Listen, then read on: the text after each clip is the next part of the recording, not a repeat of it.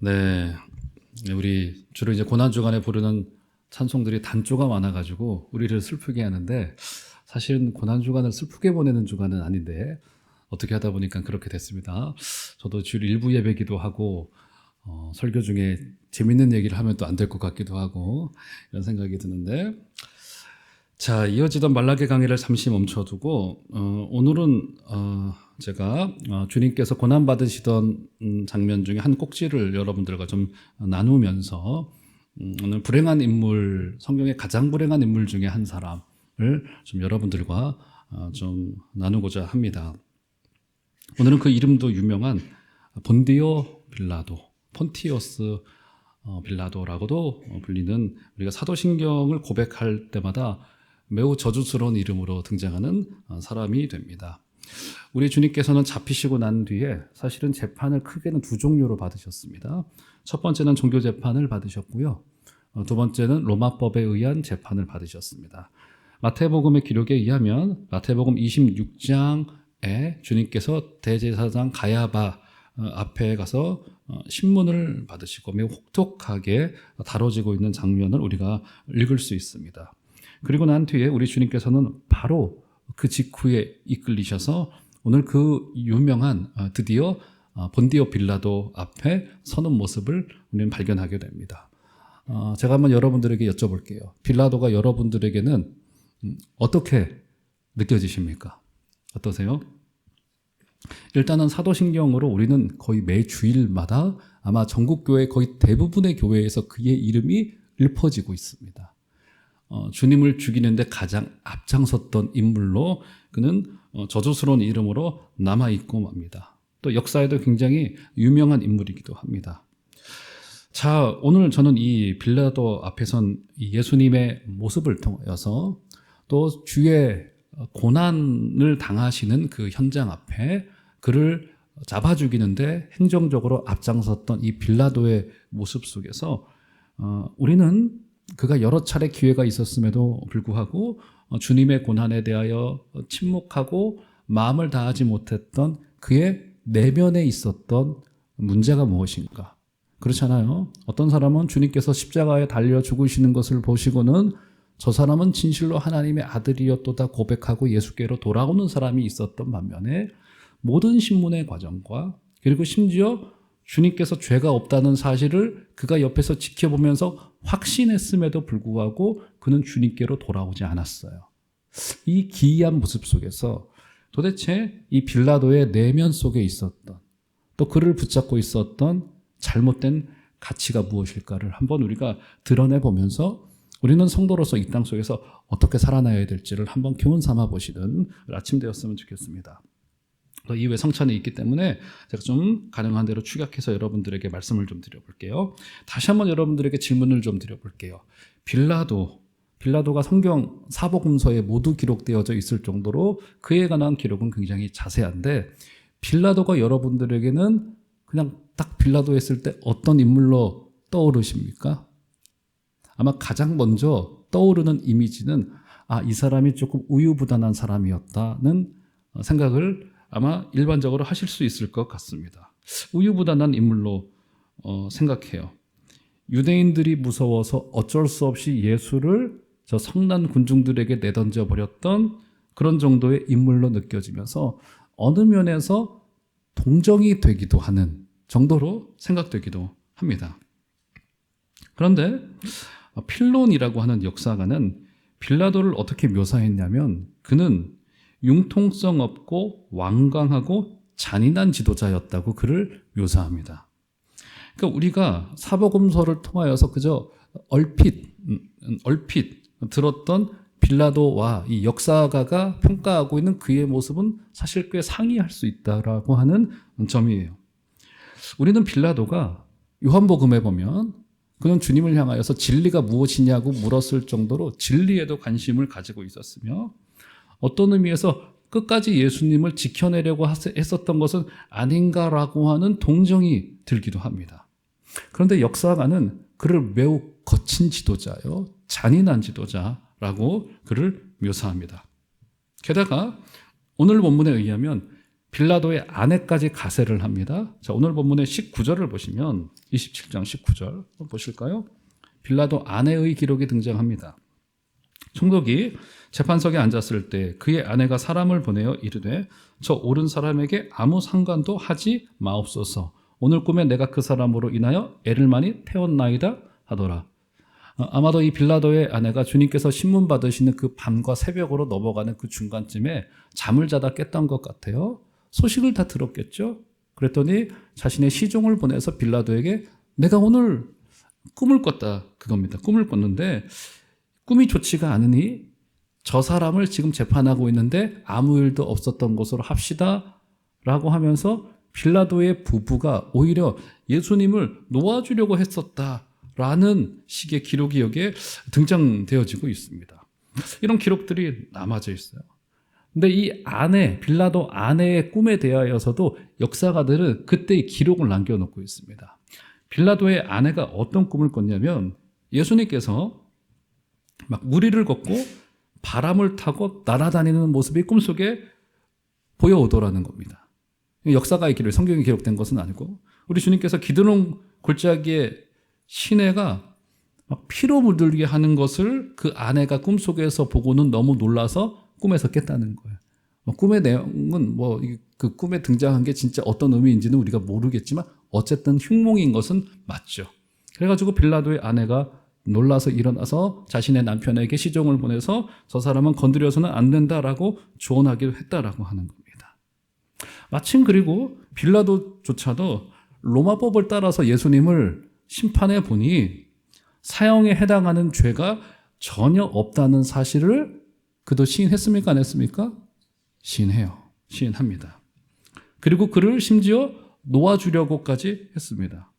근데 결국 오늘 본문에 나서는 어떻게 되죠? 26절에 오늘 본문의 결론, 빌라도는 바라바는 그들에게 놓아주고 예수는 채찍질하고 십자가에 못 박히도록 넘겨주니라 라고 하면서 결국 그가 갈팡질팡하다가 이렇게 되고 말았습니다. 그러니까 우리는 그를 매우 정치적으로 우유부단한 인물 정도로 우리가 그를 생각하기가 쉬워요. 자, 그런데 빌라도에 관한 성경의 기록이 딱히 그렇게만 기록되어져 있을까요? 또 그렇지 않습니다. 그는 굉장히 고집세고 완고하며 욕심 많은 정치인이었습니다.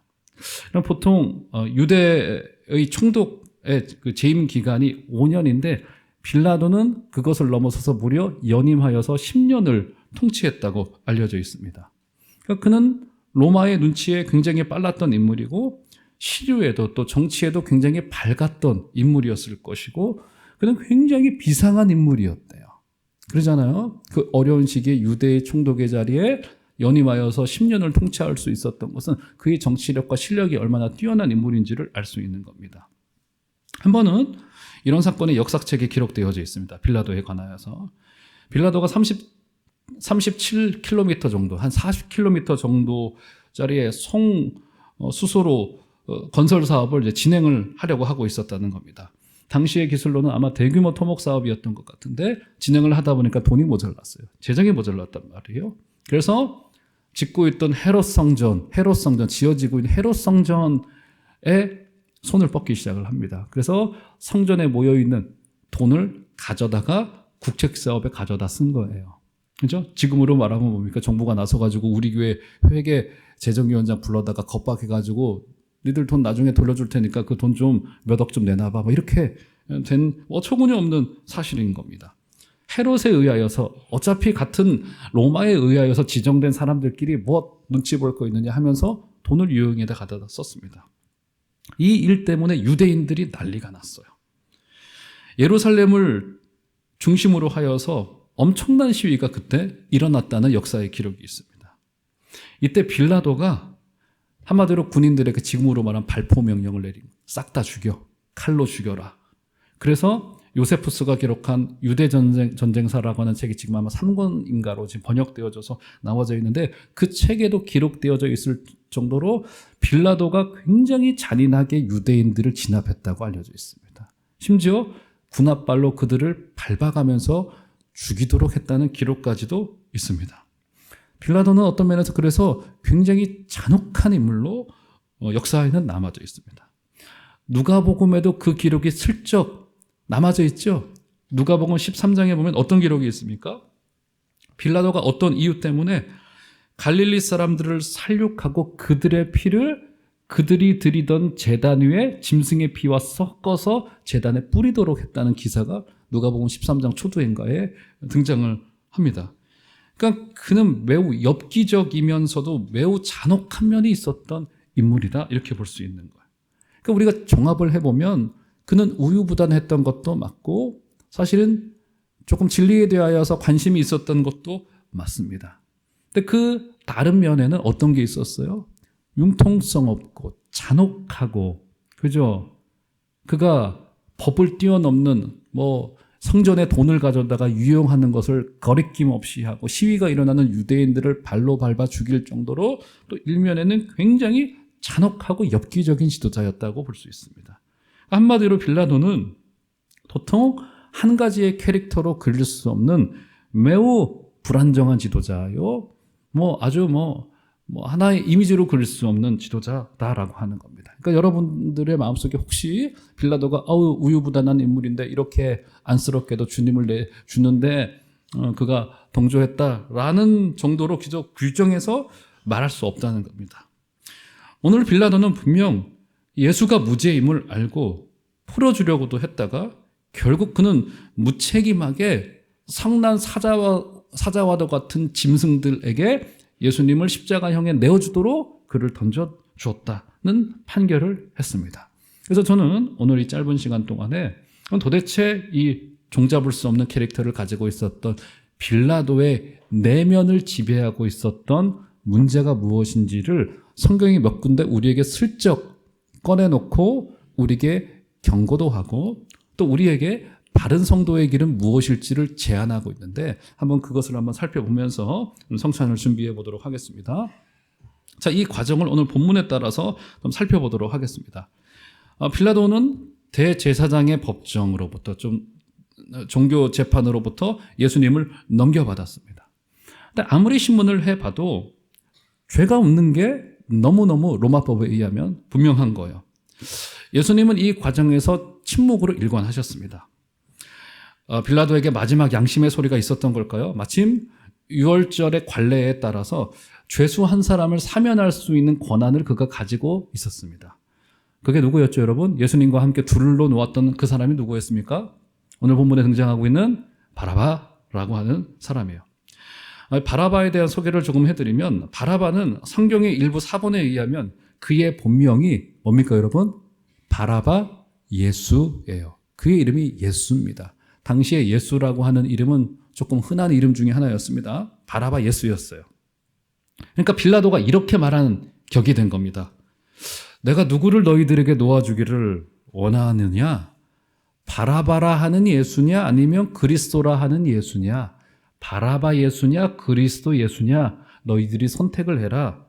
오늘 본문에도 그런 문학적인 장치를 이 마태가 슬쩍 끼워 놓아서 지금 빌라도가 그 중간에 끼어 있다는 점을 강조하고 있는 거예요. 바라바라라고 하는 예수야? 아니면 그리스도라고 하는 예수야? 너희들에게 누구를 도와주기를 원하느냐? 이렇게 지금 제안을 했던 거예요. 그리고 또한 바라바라고 하는 이름의 뜻은 아버지의 아들이라고 하는 뜻을 가지고 있습니다. 아버지의 아들. 근데 예수님은 어떤 분이에요? 하나님 아버지의 독생자 아들이 되시죠. 그러니까 지금 빌라도는 두 명의 아버지의 아들 가운데 하나를 선택하도록 백성에게 던진 거예요. 그러니까 지금 빌라도가 이 둘 사이에 끼어 있다는 점이, 그죠? 바라바라고 하는 예수, 그리스도라고 하는 예수. 이 마태복음이 이런 문학적인 장치를 둠으로써 빌라도가 중대한 선택의 기로에 놓여 있다는 점을 우리에게 보여주고 있는 거란 말이죠. 선택해야 됩니다. 자, 이렇게 중대한 선택을 앞에 두고 빌라도는 어떤 가치와 어떤 내면의 기준을 가지고 판단을 했을까? 한번 보도록 하겠습니다. 자, 먼저 오늘 본문에는 등장하고 있지는 않지만 우리 병행 본문인 우리 마가복음 15장을 좀 올려줘 보실까요? 마가복음 15장 15절을 보시면 자, 빌라도의 첫 번째 선택의 기준이 등장을 합니다. 한번 다 같이 한 소리로 읽겠습니다. 시작. 빌라도가 무리에게 만족을 주고자 하여 바라바는 놓아주고 예수는 채찍질하고 십자가에 못 박히게 넘겨주니라. 첫 번째, 빌라도의 내면을 지배하고 있었던 그의 가치관이 뭡니까? 여기 그 기준이 등장하고 있죠. 예수님을 왜 십자가에 못 박는데 넘겨주었어요? 무리에게 만족을 주고자 하여. 이게 빌라도 내면에 자리 잡고 있었던 원리였어요. 그게 뭐예요? 무리, 대세, 시류, 다수의 논리. 가만히 보세요. 여러분, 그래서 로마서 12장 2절에서 우리에게 어떻게 경고를 합니까? 너희는 뭘 본받지 말라고요? 12장 2절도 좀 올려주실까요? 로마서 12장 2절에 보면 너희는 이 세대를 본받지 말고 마음을 새롭게 하라 그러. 이것이 오늘 본문에서는 무리에 대한 만족을 하고자, 지금 유대인들의 다수가 예수를 십자가에 못 박자고 하는 그 의견을 빌라도는 거절하지 못했습니다. 왜요? 그도 평생을 시류에 따라서, 대세에 따라서, 그죠? 다수의 논리를 따라서 그렇게 살아냈었기 때문에 이것을 거절하지 못한 거예요. 이 경고를 왜 한 거죠? 바울은 저 경고를 왜 한 거죠? 이 세대를 본받게 될 위험이 우리 성도들에게도 너무너무 많기 때문이에요. 다수가 그러면, 시대가 그러면, 시류가 그러면 어쩔 수 없다는 너무 적절한 핑계를 대기가 너무나도 쉬워요. 여러분, 요즘 드라마를 보면요, 굉장히 환장할 내용들이 복잡하게 등장합니다. 언제였죠? 한 9년, 10년이었나요? 저 정확히 기억은 안 납니다만, 한 공영방송에서 남성끼리의 동성애를 전면에 내세운 드라마가 방영됐었습니다. 그때 기독교계는 난리가 났었고, 그 드라마가 제가 알기로는 굉장히 히트를 쳤고, 남자 배우 2명도 굉장히 히트를 쳤는데, 그 드라마 제가 잘 기억은 안 나는데, 그 남자 배우 둘이 굉장히 괜찮은 사람으로 묘사가 되고 있고, 일도 잘하고, 거기에 갈등은 있지만, 제가 그 드라마의 결론은 모르겠습니다. 아마 결론이 해피엔딩으로 났을 거예요. 그렇죠? 근데 어쨌든 그 드라마가 큰 반향을 일으켰어요. 엄청났었습니다. 그런데 여러분, 요즘은 어떻습니까? 이제 공영방송이 이제 젊은 사람들 뿐만이 아니죠. 남녀노소 할 것 없고, 이제는 주 매체가 아니라 유튜브 등 외부로 이제 모든 것이 다 옮겨왔습니다. 그래서 요즘에 웹드라마, 웹소설, 이런 게 굉장히 많은 인기를 누리고 있어요. 이런 게 왜 무서운 거예요? 왜 무서운 겁니까? 하나의 전파를 타고 이 내용이 우리에게 전달되어지면서 사람들의 내면과 사람들의 생각을 사로잡는 경우들이 굉장히 많은 거예요. 이제 동거는요, 아주 당연한 것으로 받아들입니다. 아주 너무 자연스러운 것으로 받아들여요. 여러분, 이런 내용들이 미디어를 통해서 미화되고 생산되면서 나도 모르는 사이에 자연스럽다고, 이것은 시류라고, 이것은 대세라고, 괜찮다고 라고 하는 평가가 이미 이루어져서 우리에게 다가오고 있는 거예요. 과거에는 이런 문제들이 그저 젊은 사람들만의 문제라고 생각했는데 이제는 아닌 것 같아요. 기성세대들조차도 어떻게 어쩔 수 없잖아. 이거 혹여 우리 성도들에게도 이 핑계가 마치 빌라도와 같이, 무리가 저렇게 하고 있는데 어떻게 하겠어? 애들이 나가서 돈이라도 벌어먹고 살아야 되는데 어쩔 수 없는 거잖아. 이런 평가가 있단 말이에요. 여러분, 스카이캐슬이라고 하는 드라마 기억나시죠? 이게 저는 실제로 이런 일이 있을까 싶은 내용들이 거기에 있었잖아요. 보신 분들은 기억나실 거예요. 우리나라의 교육의 현실과 그저 이 꼭대기층에 있는 사람들의 욕망을 적나라하게 그려내서 우리가 굉장히 카타르시스를 느끼면서 봤던 드라마 아닙니까? 그런데 실제로 강남을 중심으로 어떤 내용들이 저는 실제로 사람들에게 들은 내용이에요. 그분이 그렇게 하고 있는 건 아닌데 자기의 지인이 그렇게 하고 있다는 거예요. 자기 아들이 전교에서 1, 2등을 달리고 있는 굉장히 잘 나가는 아들인 거예요. 그 아들을 좋은 데 보내야 되니까 당연히 예수 안 믿는 가정이긴 한데, 그것을 떠나서 요즘에 어떻게 하냐면, 이 아이가 고2, 고3 때 스트레스를 받으니까, 일부는 제가 이제 영상에 안 올릴 거니까 정달하게 얘기하겠습니다. 이 아이에게 콘돔을 쥐어줘요. 스트레스 받으면 다만 문제가 되지 않도록 해라. 이게 이제 요즘의 시대인데 여러분의 충격을 먹으셨는지 목사님 요즘에 그런 거 잘 모르셨어요. 저한테 하시는 표정으로 저를 보고 계신지는 모르겠는데 근데 이 일이 실제로 벌어지고 있는 일이라고 하는 거예요. 이게 왜 이게 왜 북한의 핵무기보다 더 무섭습니까? 왜요? 이런 가치관과 내면의 기준이 그저 나라 전체를 휩쓸어 버릴 수 있기 때문인 거예요. 기독교는 관용하는 종교입니다. 우리는 사람을 다 사랑할 수밖에 없는 종교예요. 하지만 타협의 영역이 아닌 부분도 있습니다. 다수의 견해, 시류의 강도에 따라서 따라야 된다? 아니요. 그렇지 않아요. 제가 몇 해 전에 한번 소개했던 기억이 나는데 책 한 권을 소개하고 싶어요. 이게 두꺼운 책이긴 한데 굉장히 저는 중요한 책이라고 봅니다. 낸시 피어시라고 하는 작가의 내 몸을 사랑하라라고 하는 책이에요. 내 몸을 사랑하라. 저는 이제 그 책보다 더 정말 창조와 결부하여서 지금 이제 진행되고 있는 뭐 동성애 문제, 낙태 문제, 그죠? 아까 말한 이 훅업이라고 말합니다. 이게 닦아채다라는 거예요. 남녀가 그저 가벼운 만남을 하는 문제, 이 문제를 그저 윤리적인 문제라고만 보지 않고 서구 사회 이면에 등장하고 있는 자신의 몸을 향한 학대. 여기가 지금 있다는, 자신을 사랑하지 않는 문제에서부터 기인했다라고 하는 이 아주 치열한 문제로 들어가게 된다는 거예요. 여러분, 우리가 어떤 선택을 할 때요, 혹은 어떤 행위를 할 때는 단순히 나는 아무 생각 없이 내가 하고 싶은 일을 정하는 게 아니죠. 이것은 삶의 목적에 대한 관심이 그렇게 표현되어지는 겁니다. 나도 모르는 사이에. 그래서 스탠리 하워워스라고 하는 학자는 이렇게 말합니다. 모든 인간의 행위는 단순한 독자적 행위로 볼 수 없고 인생의 본질과 의미에 대한 근본적인 선택이 개입한다고 말합니다. 그러니까 모든 행위는 그 사람의 의미, 가치, 내면이 발현되는 거예요. 그래서 내가 선택을 한 겁니다. 이것이 관습이 되고 습관이 되다 보면 나도 모르는 사이에 그냥 아무렇지 않게 그 선택이 되어지는 거예요. 무엇이요? 내면의 기준이.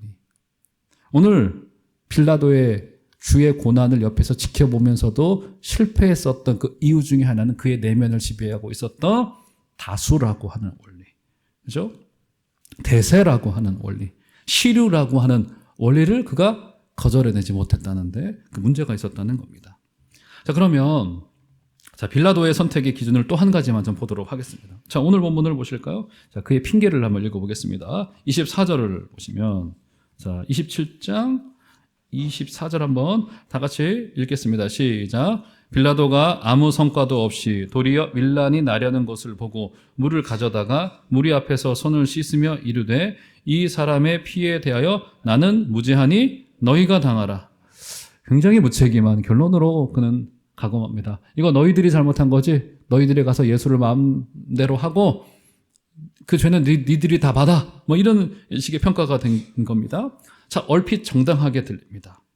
자, 민중들이 큰 소유를 벌이고 있으니 어쩔 수 없다는 겁니다. 사람들 앞에서 물로 자신의 손을 씻는 퍼포먼스를 행합니다. 자기는 이제 이 일에서 빠지겠다라고 하는 매우 무책임한 결정이라고 볼 수 있을 것 같아요. 그러면서 이 사람의 피에 대하여 나는 무죄하니 너희가 당하라라고 말합니다. 여러분, 어떤 사본에 의하면 24절에 이 옳은 사람의 피에 대하여라고 되어져 있습니다. 어떤 사본에 의하면, 성경의 사본에 의하면 이 옳은 사람의 피에 대하여 나는 무죄하다는 겁니다. 그러니까 지금 빌라도가 주님의 무죄를 알고 있었습니까? 몰랐습니까? 그럼 분명히 알고 있었어요. 그리고 그의 고난이 굉장히 법적으로는 정의롭지 못하다는 사실을 그는 알고 있었어요. 그는 정확히 이 옳은 사람의 피에 대하여 그는 옳은 진리를 알고 있었습니다. 아니, 옳은 진리를 알고 있었는데 왜 이렇게 됐죠?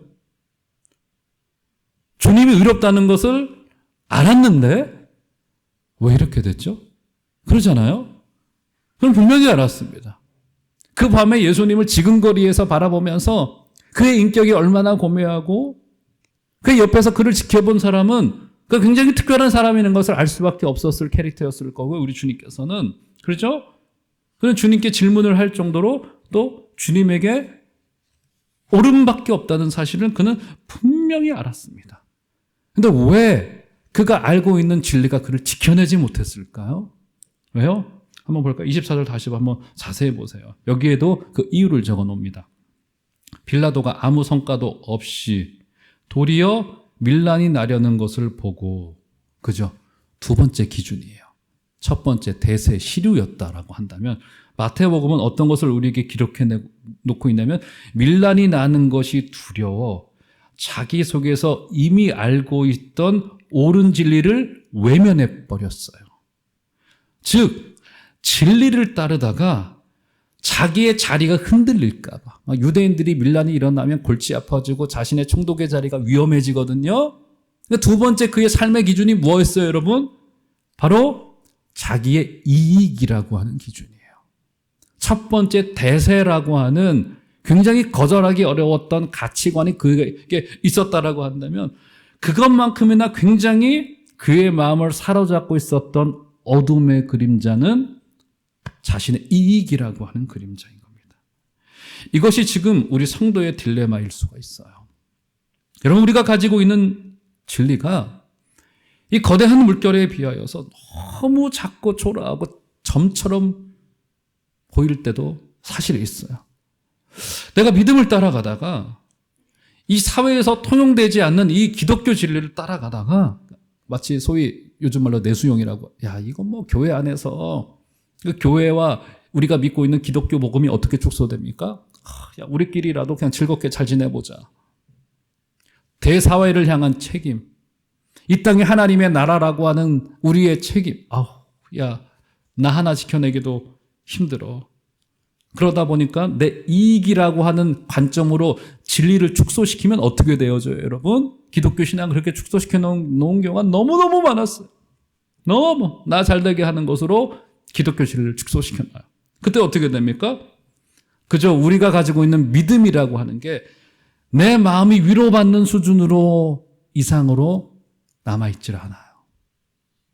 나의 이익이라고 하는 기준으로 보게 돼요. 이게 정확합니다. 그것이 10년이고 20년이고 지나고 공동체 기준이 돼버리면 그때는 하나님의 나라의 관점, 그죠? 내 이익의 관점을 뛰어넘지 못하는 신앙으로 고착화되다가 보면 신앙이 굉장히 괴물 같아지는 경우들이 너무나도 많은 거예요.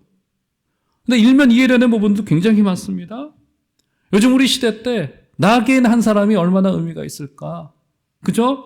내가 조금이라도 덜 손해보고 살아가는 것만으로도 나는 소시민적인 나쁜 짓 하지 않고 살아가는 거니까 이런 식으로 우리의 신앙을 축소시켜 놓는 경우가 일면 이해되기도 하지만 우리와 처지는 다르지만 빌라도도 그때 양심을 향하여서 진리가 말하는 것에 그는 외면하여 줬는데 하고 말았는데 여기에 결정적인 역할을 했던 것이 자신의 이익이라고 하는 바로 그 기준이었습니다. 그래서 그와 동일한 길을 걸었던 인물이 누굽니까?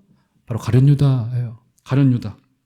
빌라도와 더불어서 빌라도와 가룟 유다의 공통점이 무엇이죠? 다 예수님에 대한 옳은 지식을 가지고 있었습니까? 안 가지고 있었습니까? 가지고 있었어요. 가룟 유다조차도. 그런데 그것이 양심의 소리로, 내면의 소리로 뿌리 내려져서 뿌리가 깊게 열매 맺지 못하도록 막아버리고 말았던 거예요. 결국 문제가 무엇이죠? 아까 첫 번째 대세에 관한 문제도 마찬가지고 우리의 이익이라고 하는 관점에서도 무엇이 문제였을까요?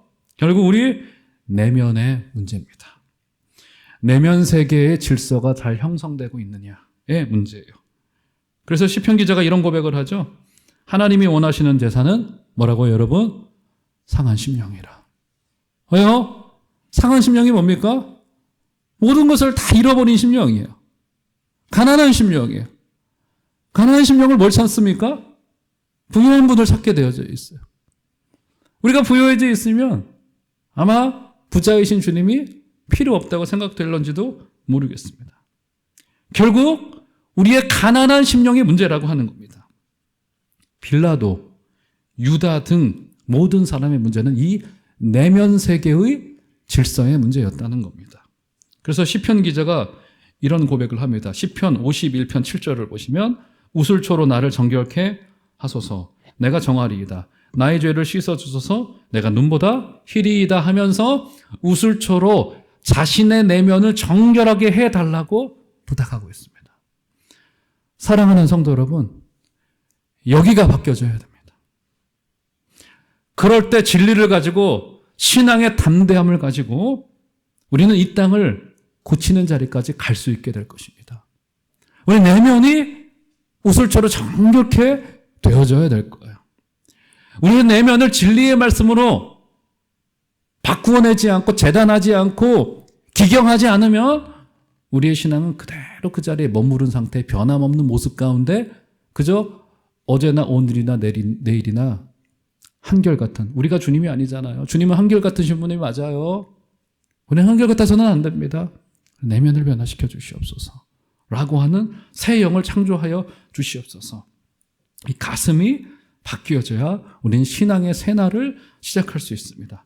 이때 비로소 우리는 종교인을 넘어서서 참된 그리스도인이 될 수 있습니다. 사랑하는 성도 여러분, 우리는 어느 때보다도 은혜가 굉장히 필요한 시대를 보내고 있습니다. 이 은혜는 그 어디에보다도 우리의 심령에 먼저 임해야 될 것입니다. 이번 한 주간 우리는 또 고난주간으로 보내면서 여러분 결심하셔서 아침 애들도 많이 나오시고 이번 한 주간을 기도로 좀 보내야 되겠다라고 하는 결심을 가지고 주님 앞에 서주시기를 부탁을 드리겠습니다. 우리의 내면에 혹시나 남아있을 대세, 시류, 무리라고 하는 원리 혹은 나 개인의 이익이라고 하는 원리에 내가 함몰되어져 있는 것은 아닌가를 한번 되돌아보시면서 우리의 영원한 왕이 되시고 부자가 되시고 우리의 모든 것을 다 알고 계시는 또 모든 것을 다 주시겠다라고 작정하고 계신 주님 앞에 이번 한 주간 저 여러분들의 삶을 맡겨드리게 되시는 복되고 놀라운 지혜가 있게 되기를 주의 이름으로 축원합니다.